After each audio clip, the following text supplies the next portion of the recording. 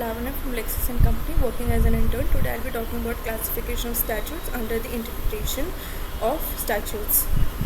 Now, classification of statutes, it can be categorized as codifying statute. The purpose of this kind of statute is to give an authoritative statement of the rules of law on particular subject. For example, the Hindu Marriage Act of 1955, the Hindu Succession Act of 1956. Now, consolidating statutes. This kind of statute covers and combines all law on a particular subject at one place which was scattered and lying at different places.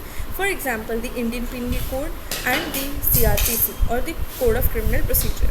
Declaratory statute. This kind of statute does an act of removing doubts, clarifying and improving the law based on the interpretation given by the court, which might not be suitable from the point of view of the parliament. For example, the definition of house property has been amended under the Income Tax Act 1985 through the judgment of the Supreme Court.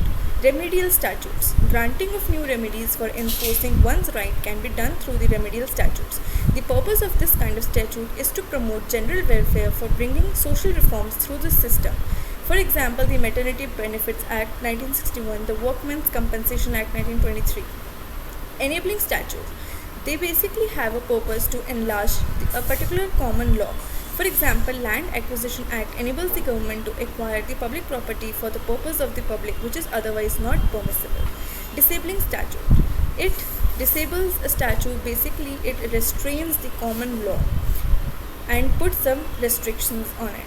Now, penal statutes. The offences for various types of offences are provided in the statutes, for example, the IPC of 1860. Taxing statute. Tax is a form of revenue which is paid to the government. It can either be income or individual earns or any other transaction. A taxing statute thus levies taxes on all the transactions. Explanatory statutes. The term explanatory itself states that the statute explains the law and rectifies an omission left earlier in the enactment. Amending statutes, for example, the CRPC amendment of 1898, which brings a change in the law. Repealing statutes, that repeals or stops or terminates the existence of a particular law. For example, the Competition Act 2002 was repealed and the MRTP Act was put in place. The curative statutes, which otherwise would be illegal, are valid for curing a particular problem in law.